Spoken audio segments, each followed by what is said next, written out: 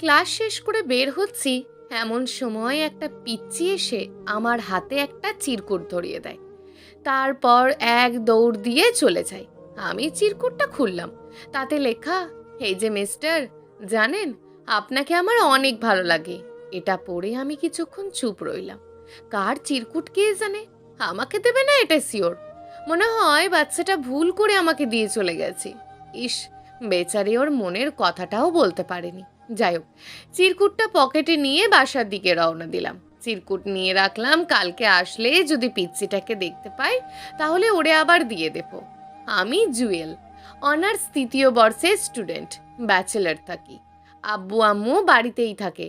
মধ্যবিত্ত পরিবার হওয়ায় টিউশনি করিয়ে নিজের খরচ নিজেই চালাই, আর সামান্য কিছু বাড়িতে পাঠাই। এইভাবে কোনো মতেই দিন চলে যাচ্ছে। রাতের বেলা চিরকুটটা আবারও খুলে দেখলাম। ভালোই লাগছে।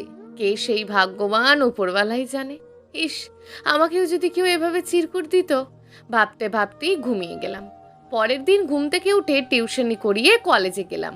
বারবার এদিক ওদিক তাকাচ্ছি, যদি পিচ্চিটাকে খুঁজে পাই তাহলে এই চিরকুটটা দিয়ে দেব। কিন্তু না, পিচ্চিটার কোনো দেখা নেই। ক্লাসে চলে গেলাম, দেখলাম আয়মান আগে থেকেই বসে আছে। কি রে, এত দেরি করলি যে? টিউশন থেকে আসতে দেরি হয়ে গেছে। ও, সানি আসেনি এখনো? না, আমি তো ভাবছি তোর সাথে একসাথে আসবে। দাঁড়া, কল দিয়ে দেখি। তারপর সানিকে কল দিলাম। কিছুক্ষণ পর সানিও আসলো। কয়েকটা ক্লাস করে ক্যান্টিনে গিয়ে কিছুক্ষণ আড্ডা দিলাম। তারপর বেরিয়ে গেলাম। কলেজের গেটের সামনে আসার পর আয়মান বাইক বের করলো। সানি গিয়ে প্রথমে বসলো। তারপর আমি বসতে যাব এমন সময় আজকেও একটা পিচ্চি এসে নীল কালারের চিরকুটে আমার একটা হাতে দিয়ে দৌড় দেয়। বাইরে বসে যাওয়ার কারণে ওরে আর ধরতে পারিনি। আমি চিরকুটটা পকেটে নিয়ে নিলাম। তারপর আমরা দিঘির পাড়ে গিয়ে বসলাম। হঠাৎ করে চিরকুটটার কথা মনে পড়লো, বের করলাম। ওটাতে লেখা, এই যে মিস্টার, নীল কালারের শার্টে আপনাকে অনেক সুন্দর দেখাচ্ছে। আমি আমার নিজের গায়ের দিকে তাকিয়ে দেখলাম আমিও তো নীল কালারেরই শার্ট পরে আছি। অবাক হয়ে বসে রইলাম। তাহলে কি আমাকে টার্গেট করেই এগুলো দিচ্ছে?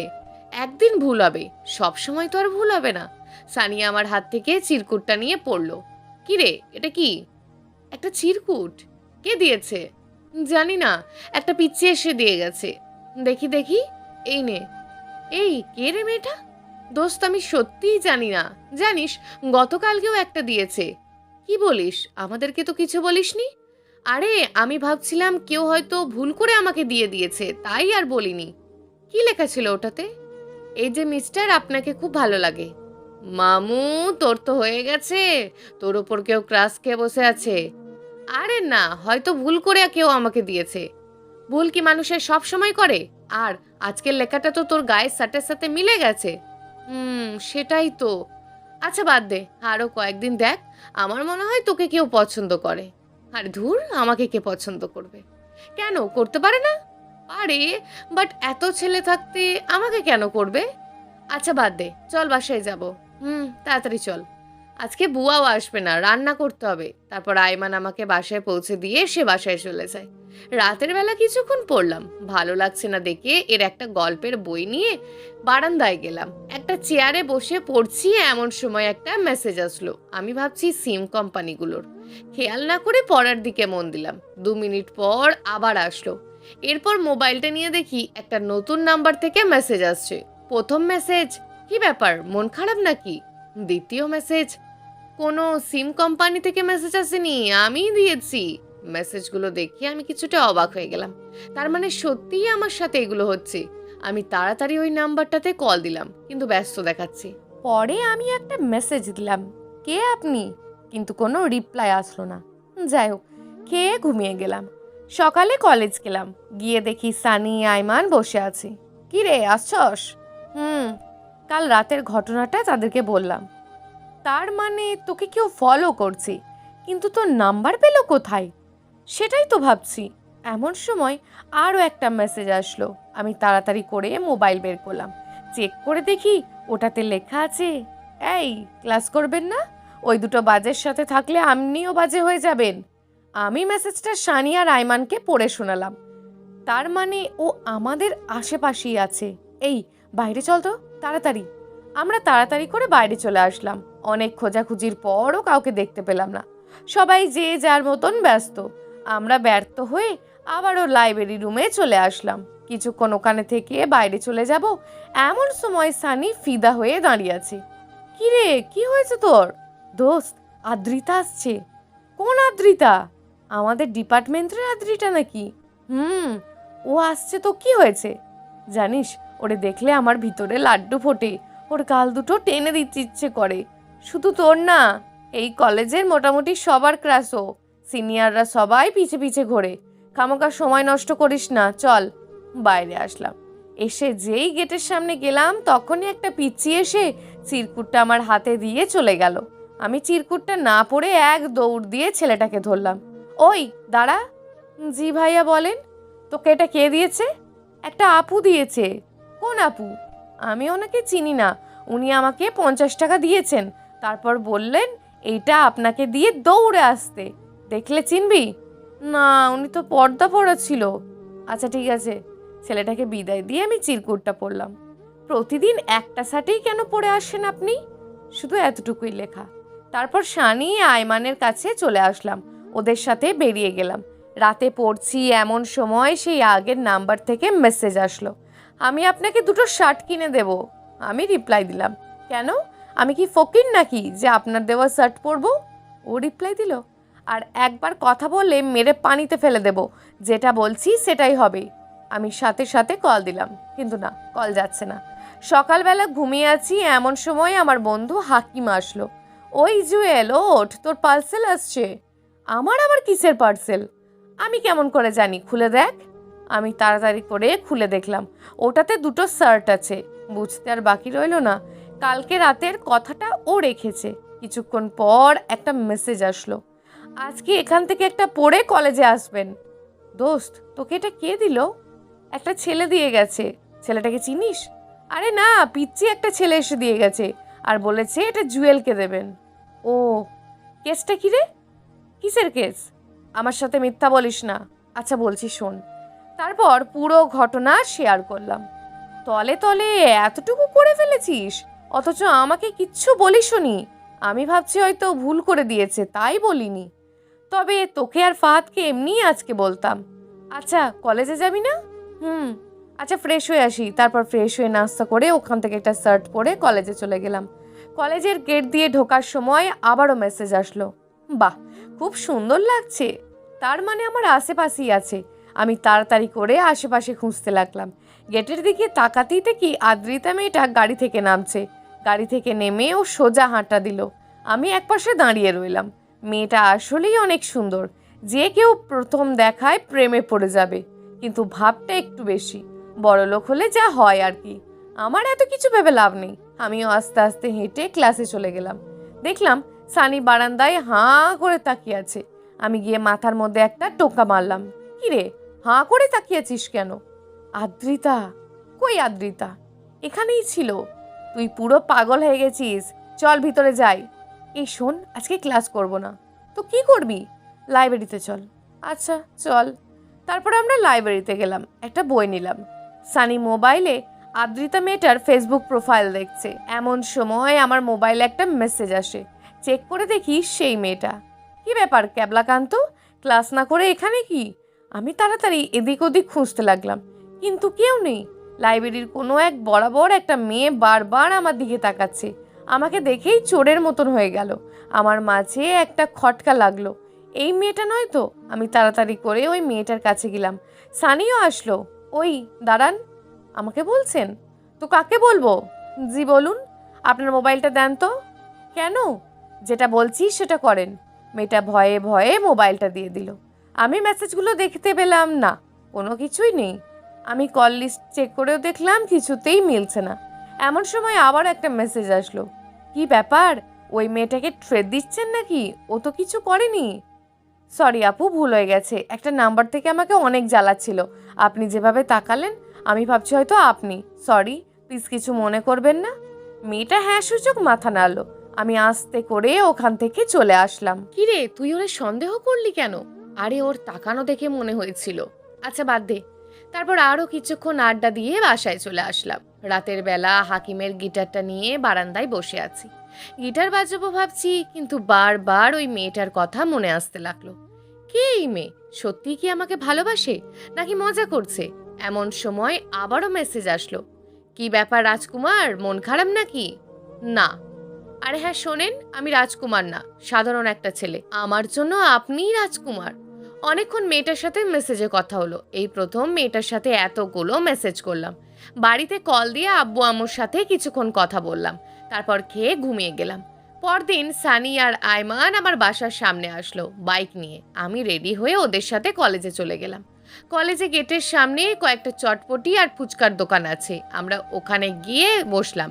তিনজনে চটপটি নিলাম। একটা পিচ্চি এসে আমার হাতে একটা বেলুন দিল। ওটাতে লেখা, টক খেয়ে পানি খাবেন না। আমি ছেলেটাকে কিছু বলতে যাব, এমন সময় আরও একটা ছেলে এসে আর একটা বেলুন দিল। সেটাতে লেখা, এই যে মিস্টার, আগে খেয়ে নেন, তারপর আমাকে খুঁজতে বের হবেন। আমি উঠে ছেলেটার পিছু নিলাম। এমন সময় আরও একটা ছেলে এসে বেলুন দেয়, আর ওটাতে লেখা, আই লাভ ইউ। আমি, সামি, আয়মান সবাই অবাক হয়ে রইলাম। এই পাগলামিটার মানে কি? আমি ছেলেটাকে ধরলাম। ওই দাঁড়া। জি ভাইয়া বলেন। তোদের এগুলো কে দিয়েছে? একটা আপু দিয়েছে। কোথায় তোদের সেই আপু? আমাকে বল, আমি তোদের টাকা দেব। আচ্ছা আমার সাথে চলেন। আমি সানি আয়মানকে ইশারা করে আসতে বললাম। ছেলেটার পিছু পিছু যেতে লাগলাম। দিঘির পাড়ে নিয়ে গিয়ে ছেলেটা বলল, আরে কই গেল? ভাইয়া এখানেই ছিল। ফাজলামি করিস আমার সাথে? সত্যি ভাইয়া এখানেই ছিল, আমাকে বাদাম কিনে দিয়ে আপনাকে এটা দিতে বলল। আচ্ছা তুই যা। ছেলেটা চলে গেল। বন্ধু, মনে হয় মেয়েটা সত্যিই তোকে ভালোবাসে। তাহলে ও সামনে আসে না কেন? সেটাই ভাবছি। আচ্ছা ক্লাসে চল, ওখানে গিয়ে কথা বলবো।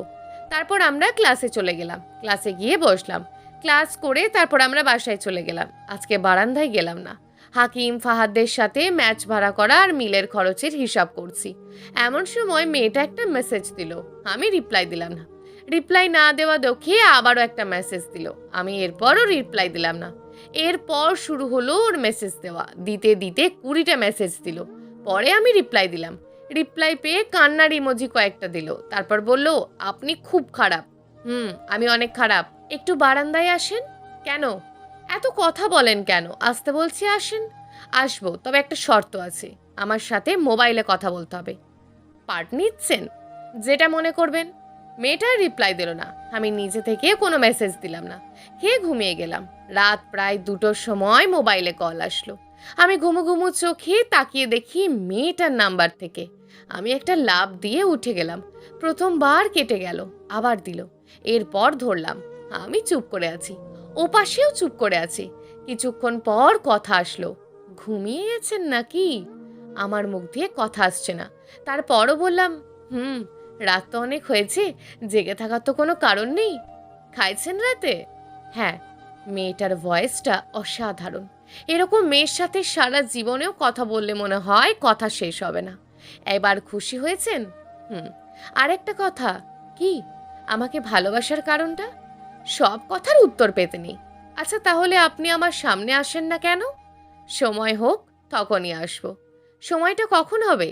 যেদিন আপনার মুখ থেকে ভালোবাসি কথাটা শুনবো সেদিন। যদি এখন বলি? আপনি যে মন থেকে বলছেন না, শুধু আমাকে দেখার জন্য বলছেন, সেটা আমি ভালো করেই জানি। একটা অনুরোধ করব? জি বলেন। আগে বলেন রাখবেন কি না। কথা দিতে পারছি না, তবে চেষ্টা করব। প্লিজ একবার দেখা করেন প্লিজ। আমি এভাবে আর থাকতে পারছি না। আচ্ছা, কাল বিকেলবেলা দিঘির ওখানে আসবেন, আমি থাকবো। আচ্ছা ঠিক আছে, তবে একটা শর্ত আছে। কি? আপনি একা আসবেন, কাউকে নিয়ে আসবেন না। আচ্ছা ঠিক আছে। তারপর আরও কিছুক্ষণ কথা বলে কল কেটে দিল। আমি মোবাইল অফ করে ঘুমালাম। দুপুরে খেয়ে ঘুমাতে গেলাম, কিন্তু খুশিতে ঘুম আসছে না। আমি বিকেলবেলা রেডি হয়ে দিঘির ওখানে চলে গেলাম। আশেপাশে অনেক ছেলে মেয়ে আছে, কিন্তু সবাই জোড়া জোড়া। একা কোনো মেয়ে নেই। আমি এদিক ওদিক তাকালাম। পিছনের একটা বেঞ্চিতে তাকাতেই দেখি একটা ব্যাগ রাখা আছে। আমি ভাবছি হয়তো অন্য কেউ রেখে গেছে। আমি মেয়েটাকে মেসেজ দেওয়ার সাথে মোবাইলটা বের করব, আর তার আগেই ও আমাকে মেসেজ দেয়, ওই ব্যাগটা আপনার জন্য। আমি রিপ্লাই দিলাম, আপনি কোথায়? সরি, আমি দেখা করতে পারবো না। মানে কি? আপনি তো নিজেই বললেন এখানে আসতে। হ্যাঁ, কিন্তু আমার মনে হচ্ছে এখন দেখা করাটা উচিত হবে না। এই কাজটা না করলেও পারতেন। আচ্ছা আপনি ব্যাগটার কাছে যান, ওখানে কিছু জিনিস আছে আপনার জন্য। কি জিনিস? সেটা ব্যাগ খুললেই দেখবেন। আর হ্যাঁ, ব্যাগ বাসায় নিয়ে গিয়ে খুলবেন। আমি আর কিছু বললাম না, গিয়ে ব্যাগটা নিলাম। আমি আশেপাশে খুঁজছি কাউকে দেখা যায় কিনা। আমি জানি মেয়েটা আমার আশেপাশেই কোথাও লুকিয়ে আছে, কিন্তু সামনে আসছে না। আমি ব্যাগটা নিয়ে বাসায় চলে গেলাম।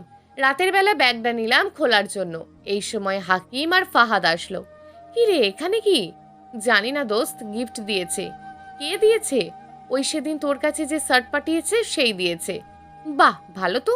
এরকম একটা গার্লফ্রেন্ড থাকলে আর কি লাগে। আরে কিসের গার্লফ্রেন্ড? ওরে তো আমি কখনো দেখেইনি। আচ্ছা পরে কথা বলিস, এখন ভিতরে কি আছে সেটা দেখ। আমি ব্যাগটা খুললাম। প্রথমে অনেকগুলো বেলুন বের হলো। বেলুনে লেখা ভালোবাসি প্রিয়। তারপর অনেকগুলো চকলেট, দুটো গেঞ্জি, একটা ঘড়ি আর পেন্সিল দিয়ে আঁকা আমার একটা ছবি, ওয়ালমার্টে সাজানো। বাহ, খুব সুন্দর তো। এই নে চকলেট খা। তোরা খা, আমার ইচ্ছে নেই। ইচ্ছে না থাকলে বাইরে গিয়ে বস, আমরা খাই। আমি বাকরুদ্ধ হয়ে গেলাম। এতগুলো গিফট দেওয়ার মানে কি? মেয়েটা কি সত্যিই আমাকে ভালোবাসে? ভাবতে ভাবতে আমি বারান্দায় গেলাম। তখনই মেসেজ আসলো, কি গিফট পছন্দ হয়নি? আমি রিপ্লাই দিলাম, এগুলোর মানে কি? মানে খুব সিম্পল, আমি আপনাকে ভালোবাসি। গিফট দিলেই কি ভালোবাসা পাওয়া যায়? সেটা আমি জানি না, বাট এটা সত্যি যে আমি আপনাকে অনেক ভালোবাসি। আচ্ছা কল দিচ্ছি, মেসেজে কথা বলা আমার ভালো লাগে না। আমি কল দেওয়ার আগেই সে কল দিয়ে দিল। আমি কলটা ধরে সালাম দিলাম, তারপর কথা বলা শুরু করলাম। কি করছে এখন? আপনি তো সবই জানেন, তাহলে আর জিজ্ঞেস করছেন কেন? আপনার মুখ থেকে শুনতে ইচ্ছে করছে তাই। আপনি প্লিজ এগুলো বন্ধ করুন, আমার ভালো লাগছে না। কেন? আপনার ভালো লাগেনি? এভাবে ভালোবাসা হয় না। তো কিভাবে হয় একটু শুনি। এত কিছু আমি বোঝাতে পারবো না। আপনি যদি সামনে এসে কথা না বলেন বা দেখা না করেন, তাহলে আমি আর আপনাকে মেসেজ দেব না, ব্লক দিতে বাধ্য হব। আচ্ছা ঠিক আছে, আমি যদি ক্যাম্পাসে সবার সামনে আপনাকে প্রপোজ করি, তাহলে অ্যাকসেপ্ট করবেন? সেটা পরে দেখা যাবে, আগে তো সামনে আসেন। পরে না, এখনই বলেন। যদি আপনি প্রপোজ অ্যাকসেপ্ট করেন, তাহলেই আমি প্রপোজ করব। আচ্ছা ঠিক আছে, আমি অ্যাকসেপ্ট করব। ওকে, তাহলে কখন দেখা করবেন? টাইম বলা যাবে না, যে কোনো সময় করব। আপনি রেডি থাকবেন? ওকে। আর একটা কথা। কি? আপনি এই কদিন আমার দেওয়া শার্ট বা টি শার্টগুলো পরবেন? কেন? এমনি, তাহলে আমার ভালো লাগবে। আচ্ছা ঠিক আছে। আরও কিছুক্ষণ কথা বলে কল কেটে দিলাম। তারপর সানি আইমানকে গিফটার ছবি তুলে পাঠিয়ে দিলাম অ্যান্ড বাকি ঘটনা খুলে বললাম। ওরাও অনেক এক্সাইটেড। এতদিন পর অপরিচিতা সেই মেয়েটাকে দেখতে পাবো। আমি মোটামুটি একটু টেনশনই আছি। মেয়েটা কে হবে, দেখতে কেমন হবে, যদি প্রপোজ না করে সবার সামনে অপমান করে, তাহলে তো ক্যাম্পাসে আমার মান ইজ্জত সব শেষ হয়ে যাবে। ধুর, যা হওয়ার হবে। এত কিছু ভেবে লাভ নেই। ঘুমাতে গেলাম, কিন্তু কিছুতেই ঘুম আসছে না। বারবার মেয়েটার কথা মনে পড়ছে। গলাটা বেশ, খুব সুন্দর করে সাজিয়ে কথা বলে। এগুলো ভাবতে ভাবতে ঘুমিয়ে গেলাম। সকালবেলা ঘুম থেকে উঠে ফ্রেশ হয়ে কলেজের দিকে রওনা দিলাম। কেমন যেন একটা ভয় কাজ করছে। গেটের সামনে গিয়ে দেখি সানি আইমান বসে আছে। আমি যাওয়ার পর, কি রে, কি অবস্থা? এই তো ঠিকঠাক। ওর সাথে আর কথা হয়েছে? না, মেসেজ দেয়নি, আমিও দিইনি। গিফটগুলো নিয়ে আসছিস? না রে, ওগুলো তো বাসায় আছে। তোরে যে কালকে রাতে বললাম নিয়ে আসার জন্য, মনে নেই? সরি দোস্ত, মনে ছিল না। আচ্ছা প্রপোজ কি আজকে করবে বলেছে? না, তবে বলেছে যে কোনো সময় করবে। তাহলে তোরে প্রিপেয়ার থাকতে হবে। ক্লাস করবি? আজকে ভালো লাগছে না, চল ঘুরে আসি। কোথায় যাবি? দেখি, একবার বাইকে ওঠ, পরে দেখা যাবে। আমি বাইকে উঠে রওনা দেব, এমন সময় আদ্রিতা মেয়েটা আর কয়েকটা বান্ধবী গেট দিয়ে ভিতরে ঢুকছে। আদ্রিতা মেয়েটা আজকে একটা শাড়ি পরে এসছে। বাকিরাও কয়েকজন শাড়ি পরেছে। আমি মনে হয় একমাত্র ব্যক্তি যার কোনো মেয়ে ফ্রেন্ড নেই। সানিরও কয়েকজন পরিচিত আছে, আইমানেরও কয়েকজন মেয়ে ফ্রেন্ড আছে। অবশ্য ওরা আইমানের স্কুল ফ্রেন্ড, স্কুল থেকেই ওদের একসাথে বেড়ে ওঠা। সানি আদ্রিতাকে হাঁ করে তাকিয়ে আছে। আমি ওর মাথায় একটা টোকা দিলাম, মুখ বন্ধ কর, মশা ঢুকবে। দোস্ত তোরা যা, আমি যাব না। কেন? যেভাবেই হোক, আদ্রিতাকে আজ আমি প্রপোজ করব। ওরে ছাড়া থাকা ইম্পসিবল। সেদিনও তো এই কথা বলছিলি, কিন্তু কাজের বেলা তো কিছুই করতে পারিস না। দোস্ত তোরা ঠিক করে দে না। সরি ইয়ার, আমি পারবো না, কারণ আমি মেয়েদের সাথে ভালো করে কথাই বলতে পারি না। তোরা কোনো কাজের না, যা করার আমি নিজেই করব। এ কথা বলে সানি মেয়েগুলোর পিছু নিল। আমরা আর কি করব, বাইক থেকে নেমে ওর পিছে পিছে গেলাম। মেয়েগুলো ক্লাসে চলে গেল, আমরা ক্লাসে গেলাম। দেখলাম সানি ওদের সামনে গেল। আদ্রিতাকে কি যেন বলতে গিয়ে আবার আমাদের কাছে ফিরে আসলো। কিরে, প্রপোজ করিসনি? ধুর, ভয় লাগে। ভয়ের কি আছে, তুই তো বীর পুরুষ। সামনে গেলে বুঝবি, তখন তোর বীর পুরুষগিরি কোথায় যায় টের পাবি না। তাহলে আর এখানে বসে থেকে লাভ কি, চল বাইরে যাই। তারপর আমরা বাইরে চলে আসলাম। কিছুক্ষণ ঘুরে বাসায় চলে গেলাম। মেয়েটা সারাদিন একটাও মেসেজ দেয়নি, রাতেও দেয়নি। আমার কেমন যেন একটু খারাপ লাগছে। বারবার মোবাইলের দিকে তাকাচ্ছি, কিন্তু মেসেজ দেয়নি। আমিও আর নিজে থেকে দিইনি। রাতে খেয়ে ঘুমিয়ে গেলাম। পরের দিন আইমান বাইক নিয়ে আমার বাসার সামনে আসলো। রেডি হয়ে ওর সাথে বেরিয়ে পড়লাম। মাঝপথে সানিও উঠলো। কলেজের সামনে যাওয়ার পর আইমান বাইক একপাশে রাখলো। প্রতিদিনের মতন চা খেয়ে ভিতরের দিকে যেতে লাগলাম। গেট দিয়ে ভিতরে যাওয়ার পর একটা ছেলে এসে আমাকে একটা গোলাপ ফুল দিয়ে কিছু না বলেই চলে গেল। আমি ওটা হাতে নিয়ে দাঁড়িয়ে রইলাম। তারপর আবারও হাঁটা শুরু করলাম। এরপর কলেজের একটা ছোট বোন এসে আর একটা ফুল দিল। সানি আইমান হাঁ করে তাকিয়ে আছে। আর একটু ভিতরে গেলাম। একের পর এক ছেলে মেয়ে এসে আমার হাতে ফুল দিতে লাগলো। আমি পুরো টাস্কি খেয়ে বসে আছি। কি হচ্ছে এগুলো, স্বপ্ন দেখছি না তো? যত এগোচ্ছি তত ফুল দিচ্ছে। আমি কিছু ফুল সানি আর আইমানের কাছে দিয়ে দিলাম। যত ভিতরে যাচ্ছি ফুলের সংখ্যাও বাড়ছে। মাঠের মাঝখানে যাওয়ার পর দেখলাম অনেকগুলো ছেলে মেয়ে গোল হয়ে লাভ বানিয়ে দাঁড়িয়েছে। আমি আর সানি আইমানের দিকে তাকালাম। ওরাও টাস্কি খেয়ে আছে। আমাদের দাঁড়িয়ে থাকা দেখে একটা মেয়ে ইশারায় ডাক দিল। আমরা ওখানে গেলাম। ভিতরে যাওয়ার পর সবাই একটা গোলাপ ফুল দিল। মাঝখানে যাওয়ার পর দেখি কেউ একজন অন্যদিকে মুখ ফিরিয়ে দাঁড়িয়ে আছে। ভয়ে আমার হাত পা কাঁপছে। আমি ওনারে পিছন থেকে ডাক দিলাম, ও তাকাচ্ছে না। কয়েকবার ডাকার পর পিছনে ঘুরে তাকালো। ও তাকাতেই আমি অনেক বড় একটা টাস্কি খেলাম, কারণ মেয়েটা আর কেউ না, আদ্রিতাই ছিল। আদ্রিতাকে দেখে আমি সহ সানি আইমান বাকি সবাই অবাক হয়ে তাকিয়ে আছে। আমি আরও বেশি অবাক হলাম এটা ভেবে যে মেয়েটা এত প্রপোজাল পড়ার পরেও অ্যাকসেপ্ট করতো না। কত সুন্দর সুন্দর ছেলে ওর পিছনে ঘুরতো। ক্যাম্পাসের বড় ভাইয়েরা সবাই ওর জন্য পাগল। আর ও কিনা আমাকে প্রপোজ করছে, তাও আবার সবার মাঝখানে। সানি কিছু না বলে ওখান থেকে চলে গেল। আদ্রিতা ফিল্ম স্টাইলে কয়েকটা কাব্য রচনা করে একগুচ্ছ গোলাপ আমার দিকে তুলে ধরলো। আমি কি করা উচিত বুঝতে পারছি না। সানি আদ্রিতাকে ভালোবাসতো, এখন যদি আমি অ্যাকসেপ্ট করি ওর আর আমার ফ্রেন্ডশিপ আগের মতন থাকবে না। আইমানের দিকে তাকালাম, সেও কিছু বলছে না। হয়তো এইরকম একটা হবে ভেবেই সেও আশা করেনি। ভয়ে আর লজ্জায় আমি ঘামতে শুরু করলাম।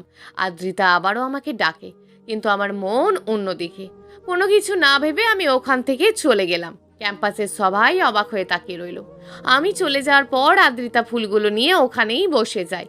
অনেকে অনেক কথা শোনাচ্ছে ওরে। কেউ বলছে এটা অহংকারের ফল, কেউ বলছে আদিত্যরা বেশি ভাব দেখায়, আবার কেউ আমার মাথায় সমস্যা আছে। কোনো কথায় কান্না দিয়ে আমি সোজা বাসায় রুমে চলে গেলাম। দুপুরে না খেয়ে কিছুক্ষণ ঘুমালাম। আচ্ছা, আমার এই কাজটা করা কি ঠিক হয়েছে? আদ্রিতা হয়তো আমাকে সত্যিই ভালোবাসে, না হলে সবার সামনে প্রপোজ করতো না। বিকালবেলা আমি দিঘির পাড়ে গিয়ে একা একা বসে আছি। মনটা খারাপ। মন খারাপের কারণটাই খুঁজে পাচ্ছি না। কিছুক্ষণ পর সানি আর আইমান বাইক নিয়ে আমার কাছে আসলো। তারপর দুজন আমার পাশে বসলো। কি রে, তুই প্রপোজাল অ্যাকসেপ্ট করিসনি কেন? এমনি। এমনি মানে? সত্যি করে বল। আচ্ছা বাদ দে তো, আমার ভালো লাগছে না। আমাদেরকেও বলা যাবে না? বল কেন অ্যাকসেপ্ট করিসনি। ও তো তোকে সত্যিই ভালোবাসে। দেখ, তোদের জন্য আমি এরকম হাজারো আদ্রিতাকে রিজেক্ট করতে পারবো, কিন্তু তোদের মনে কষ্ট দিতে পারবো না। কেন? আমরা কি তোকে না করেছি নাকি? সেটা না হয় করিসনি, বাট তুই তো ওকে ভালোবাসতিস। আমি কিভাবে অ্যাকসেপ্ট করি বল? আরে আমি মজা করতাম। তাছাড়া আমি তোর সামনেই যাইনি কোনো দিন। তোদের সাথে দুষ্টামি করতাম। কি করতিস আর কি করতিস না সেটা আমি খুব ভালো করেই জানি। এখন কি করবি ভাবছিস? কি আর করব, ওর মতন থাক, আমি আমার মতন থাকি। কিছুদিন পর ওর মন এমনিতেই ভালো হয়ে যাবে। তারপর না হয় সানি ওরে প্রপোজ করবে। আরে না, মাথা খারাপ নাকি আমি ওরে প্রপোজ করব? তুই কি ভাবছিস আদ্রিতা তোকে এভাবে ছেড়ে দেবে? জীবনেও না। বরং সে ক্যাম্পাসে অপমান হওয়ার প্রতিশোধ ঠিকই নেবে। মানে? আমি কই অপমান করলাম? শোন, আমি খবর পেয়েছি ওর কাজিনরা সবাই তোকে মারার জন্য প্রোগ্রাম করছে। আমি তো কিছু করিনি। সেটা তুই আর আমরা ভাবছি, বাট ওরা তোকে মারবে এটা শিওর থাক। শোন, আমার মাথায় একটা বুদ্ধি আসছে। কি? তুই কয়েকদিনের জন্য গ্রামের বাড়ি চলে যা। ওখানে তোর আব্বু আম্মুর সাথে থাকলে ভালো হবে, তাহলে ওরা তোরে আর খুঁজে পাবে না। কয়েকদিন থাক, তোর মনও ভালো হবে, আব্বু আম্মুকে দেখতেও পারবি, পাশাপাশি ওদের রাগটাও কমে যাবে। তুই এসে আবার ক্লাস করিস। কিন্তু এখন যাওয়া কি ঠিক হবে? এরে এত কথা বলিস কেন? তুই কালকে সকালেই চলে যা, এটাই তোর জন্য ভালো হবে। আমরা মোবাইলে যোগাযোগ করব। আচ্ছা, দেখি। এরপর ওদের সাথে আরও কিছুক্ষণ আড্ডা দিয়ে বাসায় চলে আসলাম। রাতের বেলা ব্যাগ গোছাচ্ছি, এমন সময় হাকিম আর ফাহাদ আসলো। কি রে, কোথাও যাবি নাকি? একটু বাড়িতে যাব, অনেকদিন ওনাদের দেখি না। ওইদিকে কি খবর? কোন দিকে? আরে মেসেজওয়ালি। আমি পুরো ঘটনা শেয়ার করলাম।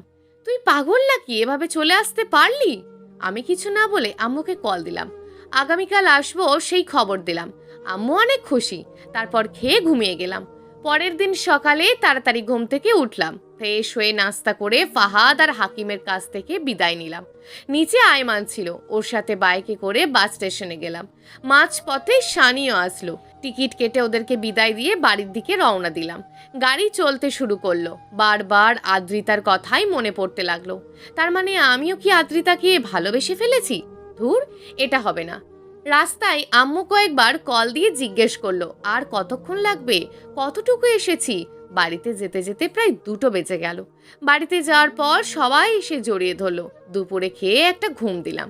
বিকেলবেলা বের হয়ে কিছু ঘোরাফেরা করলাম, কিন্তু কিছুতেই কিছু ভালো লাগছে না। মনটা ওখানেই রয়ে গেল। এভাবে খেয়ে ঘুমিয়ে 2-3 দিন চলে গেল। সারাদিন মন খারাপ করেই বসে থাকি। অবশ্য আম্মু কয়েকবার জিজ্ঞেস করেছে আমার কিছু হয়েছে কিনা। মুচকি হাসি দিয়ে এড়িয়ে চলি। পরের দিন বিকেলবেলা আমি একটা নদীর পাড়ে গিয়ে বসলাম। নদীতে ছোট ছোট ঢিল মারতেছি। এমন সময় কেউ একজন এসে আমার পাশে বসলো। তাকিয়ে দেখি আদ্রিতা। এটা নতুন কিছু না। ওখান থেকে আসার পর থেকেই আমার কেন যেন মনে হচ্ছে আদ্রিতা আমার পাশে আছে। এখনো মনে হচ্ছে আদ্রিতা এসে পাশে বসলো। আবারও স্বপ্নে চলে আসলেন, তাও আবার এই ভর দুপুরে। তার মানে আপনিও আমাকে ভালোবাসেন? সব কিছু তো প্রকাশ করতে নেই। এখন বলেন, এই ভর দুপুরে স্বপ্নে আসার কারণটা কি? আমাকে কি একা থাকতে দেবেন না? এটা স্বপ্ন না, বাস্তব। কেন মজা করছেন? সেই আসার পর থেকেই এভাবে আমার চারপাশে ঘুরঘুর করছেন, আর এখন বলছেন স্বপ্ন না। বিশ্বাস না হলে একটা কাজ করি। কি কাজ? একটা চিমটি কাটি, তাহলেই সব ক্লিয়ার হয়ে যাবে। ওকে, ডান। আদ্রিতা দিকে তাকিয়ে আমার হাত একটা বাড়িয়ে দিলাম। ও চিমটি কাটলো, আর আমি ব্যথায় লাফিয়ে উঠলাম। আজব তো, এ তো আসলেই আদ্রিতা। ও এখানে কি করে? আমি অবাক হয়ে ওর দিকে তাকিয়ে রইলাম। ও কয়েকবার আমার সামনে তুলে দিল, কিন্তু আমার হুঁশ নেই। তারপর ধাক্কা মেরে নদীতে ফেলে দিল। হঠাৎ করে পানিতে পড়ে আমার অবস্থা একদম খারাপ হয়ে গেছে।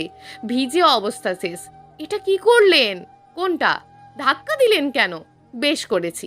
আমাকে ওখানে একা রেখে ফেলে আসার কারণ কি ছিল?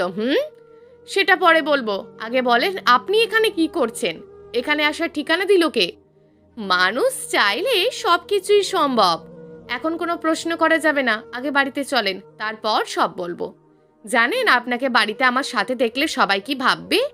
আমি আগেই বাড়িতেই গিয়েছি, আপনার আম্মুর থেকে ঠিকানা নিয়ে এখানে এসেছি। কি? আপনি আমার আম্মুর কাছে গেছেন? শুধু আমি না, আমার আম্মুও আসছে। চলেন চলেন।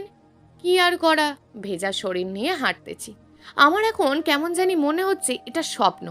আমি হাঁটতেছি আর আদ্রিতা আমার পিছনে পিছনে আছে আর মিটমিট করে হাসছে। বাড়িতে যাওয়ার পর দেখি আম্মুর সাথে আরও একটা মহিলা হেসে হেসে কথা বলছে। তার মানে এটাই আদ্রিতার আম্মু। আমি ওখানে গিয়ে ওনাকে সালাম দিলাম, উনিও সালাম নিলেন। তারপর জিজ্ঞেস করলো আমার এই অবস্থা কেন। আমি আদ্রিতার দিকে তাকালাম, ওনারা বুঝে গেলেন। আম্মু বলল তাড়াতাড়ি ফ্রেশ হয়ে ওনার সামনে আসতে। আমি ফ্রেশ হয়ে আসলাম। কি রে, তুই আমার মেয়েকে ওখানে একা ফেলে রেখে চলে আসলি কেন? আমি তো রীতিমতো একটা টাস্কি খেলাম। আদ্রিতা আসতে না আসতেই আম্মুর মেয়ে হয়ে গেল। তারপর আদ্রিতার আম্মু বলল, জানো বাবা, আমার মেয়েটা কত কান্নাকাটি করেছে। আজ পর্যন্ত আমরা ওর কোনো ইচ্ছা অপূর্ণ রাখিনি। তোমার কোনো প্রবলেম থাকলে তুমি আমাদের সাথে শেয়ার করতে। কেন তুমি আমার মেয়েটাকে মৃত্যুর দিকে ঠেলে দিলে? আমি ওনার কথার আগা মাথা কিছুই বুঝলাম না। তারপরও মাথা নিচু করে দাঁড়িয়ে আছি। আম্মু অনেক বকাঝকা করলেন। পরে নিজের রুমে চলে গেলাম। আম্মু ফাইনাল করে নিয়েছেন আদ্রিতার সাথেই আমার বিয়ে দেবেন, আমার কোনো মতামত চলবে না। এদিকে মনের মধ্যে লাড্ডু ফুটছে, অন্যদিকে শানির কথাও মনে পড়ছে। কি করব কিছুই বুঝতে পারছি না। রাতের বেলা আমি বাসার ছাদে গিয়ে বসে আছি, চাঁদ দেখছি। কিছুক্ষণ পর আদ্রিতা এসে আমার পাশে বসলো। কি করেন? কিছু না। আচ্ছা, একটা কথা জিজ্ঞেস করব? হ্যাঁ বলেন। আমাকে ভালোবাসার কারণটা জানতে পারি? সব কিছুর কারণ বলা যায় না, তবে এটুকু বলতে পারি আপনার সাধারণ চলাফেরা আমাকে ভালো লাগিয়েছে। আপনি অন্যদের মতন না, একটু ভিন্ন, এটাই আমার ভালো লাগে। আর কিছু বলতে পারবো না। এখানে আসার ঠিকানা কে দিল? আর আপনার আম্মু বলল আমি আপনাকে মৃত্যুর দিকে ঠেলে দিয়েছি, এর মানে কি? আপনি সেদিন আমার ভালোবাসা গ্রহণ না করার কারণে রাতে আমি অনেকগুলো মেডিসিন খেয়ে ফেলি, শরীরটা ঠান্ডা হয়ে যায়। তারপর আমার আর কিছু মনে নেই। চোখ খুলে দেখি আম্মু, আব্বু আর আপনার 2 ফ্রেন্ড আমার পাশে ছিল। তারপর সানি আর আয়মান ভাইয়া আমাকে সব কিছু খুলে বলেছে। এটাও বলেছে যে আপনিও আমাকে ভালোবাসেন। তারপর আম্মু আব্বু আমার কথা মতো এখানে আসতে রাজি হয়ে যায়। এরপর সানি ভাইয়ার থেকে ঠিকানা নিয়ে সোজা এখানে চলে আসলাম। আপনার আম্মুকে ইনিয়ে বিনিয়ে অনেক মিথ্যে কথা বলে পটিয়ে ফেললাম। বলেছে আমাদের অনেক আগে থেকেই রিলেশন ছিল, আপনি রাগ করে এখানে চলে এসেছেন। বাহ, আপনারা পারেনও বটে। আপনার নীল কালারের কোনো পাঞ্জাবি আছে? আছে তো। কেন? চলেন না একটু ঘুরে আসি। ঘোড়ার সাথে পাঞ্জাবির কি সম্পর্ক? আপনি নীল পাঞ্জাবি পরবেন আর আমি নীল শাড়ি। খোলা আকাশের নিচে খালি পায়ে শিশির ভেজা ঘাসে দুজনে হাঁটবো আর গল্প করব। দেখেন, এত রোম্যান্টিকতা আমার মাঝে নেই। আপনি যাবেন না? না। তাহলে কিন্তু আমি চেঁচিয়ে বলবো আপনি আমার গায়ে হাত দিয়েছেন, আবার অনেক খারাপ খারাপ কথাও বলেছেন। এটা কোন ধরনের ব্ল্যাকমেল? আপনি না গেলে করতে বাধ্য হব। আচ্ছা, চেঁচানোর দরকার নেই, আমি আসছি। আর একটা কথা। আবার কি? এখান থেকে চলে যাওয়ার পর ক্যাম্পাসে আপনি সবার সামনে আমাকে প্রপোজ করবেন। পারবো না আমি। তাহলে আগের মারের মতন অনেকগুলো মেডিসিন খেয়ে সারা জীবনের জন্য চলে যাব, দেখবেন। আমি আর কিছু বললাম না। মেয়েটা আসলেই পাগল। নিচে গিয়ে ফ্রেশ হয়ে পাঞ্জাবিটা নিয়ে গায়ে দিলাম। বাইরে এসে দাঁড়িয়ে আছি। কিছুক্ষণ পর আদ্রিতা শাড়ি পরে বের হলো, হাতে নীল চুড়ি। চাঁদের আলোয় মনে হচ্ছে স্বপ্নের অপ্সরা। আমি ওর দিকে চেয়ে আছি। একটু পর ওর ধাক্কা খেয়ে বাস্তবে ফিরে আসলাম। এভাবে কি দেখেন? কিছু না, চলেন। ওই দাঁড়ান। আমি দাঁড়ালাম। ও এসে আমার বাম হাতটা ধরলো। তারপর খালি পায়ে হাঁটতে লাগলাম। উফ, কি দারুণ মোমেন্ট, ভাষায় প্রকাশ করা যাবে না। পৃথিবীর শান্তিময় মুহূর্তের মধ্যে এটাই সেরা।